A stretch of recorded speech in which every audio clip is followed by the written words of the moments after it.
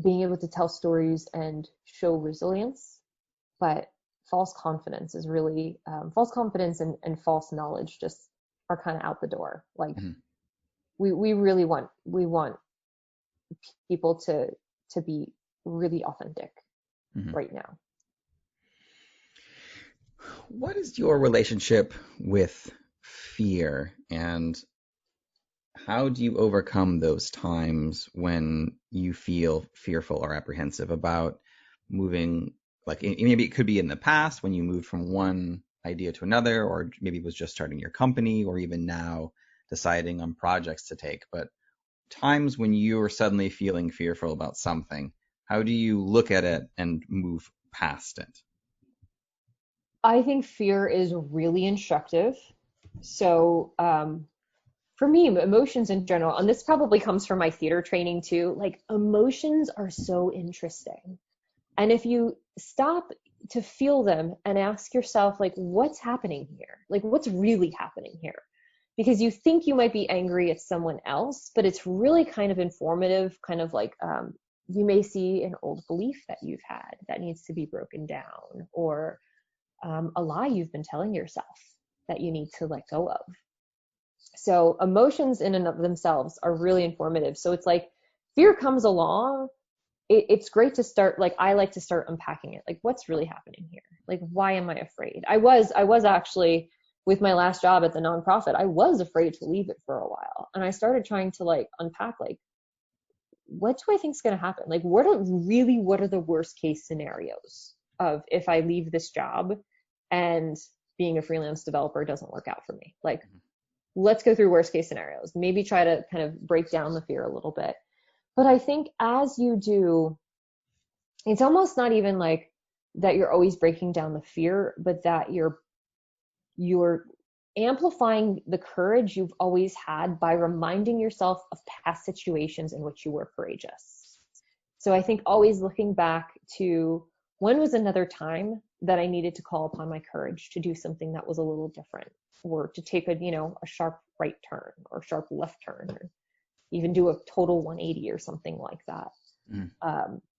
Pulling those points from your past that have allowed you really just to kind of constantly build the courage muscle that you need to have can really help you move forward. And it's not about ignoring the fear or not feeling the fear. It's about acknowledging the fear, digging into it a little bit, but then also reminding yourself why it's important to move forward in the particular way that you are, because there are really important things at stake. And so often when we are at the precipice of change in our lives, like change in general, like as a culture, humans, like we don't really do well with change. Like it is scary always, but reminding yourself of like the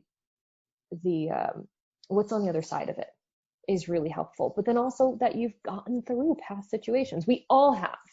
They may look different. They may, the exact circumstances may be different, but we have all gotten through difficult times. And that's really what allows us to build the resilience and build the courage to do things that are, that do scare us a little bit. So that's kind of like what I always look to the past, and I'm like, okay, when other times that have, that I've called upon the courage, because that helps me go forward into the future, reminding myself, like, I've done this before. Yeah. And it turned out, I mean, maybe it didn't turn out as I thought it would, but it turned out really for the best. Okay. On a similar idea with thinking back throughout your past, with everything that you have gone through and experienced in different industries, what would you say has been the best advice that you were ever given? I think I do think it comes down to like feeling your feelings. They're there for a reason. That was something my first business coach always said. And it's a little unnatural. Oftentimes, like you're told to stuff down your feelings. But I think your feelings are really powerful indicators of stuff that needs to happen. Like I do remember being in my grad school advisor's office and having a conversation with him. And I was I don't remember when I started crying, if I was just tearing up in his office, and if I saved the actual, like, the big, snotty tears for once I left the office. But all of the emotions and all the feelings that were coming up during that conversation were really critical in shaping my next steps. And had I just ignored them, I might have still just kind of, pushed my way through the PhD and ended up not being as happy as I am. Like, I might have just stayed with it longer because I was determined to stay with it, and instead of really listening to myself and trying to understand what was happening to me and why I was having, these reactions and feelings that I were. So I think, feeling the feelings, it's okay. Because also when you feel the feelings, you can move past them into a more logical space of making a good decision too. So that's always been a great piece of advice. And I think no matter where I've been, like, I look back and I'm like, you know what, those feelings they were really helpful in unexpected ways or expected ways too. Excellent. Well, Brandi, thank you so much for taking the time to chat with me today. I really appreciate it.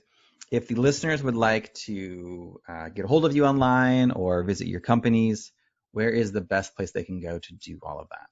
Best thing is our company website, alchemyandaim.com. But you can also find me on Instagram at Brandi Bernoskie. Perfect. And I will put both of those links in the show notes so people can click right through. Awesome. Thank you. It was great being here and chatting with you today. Awesome. Thank you so much, Brandi. I really appreciate it.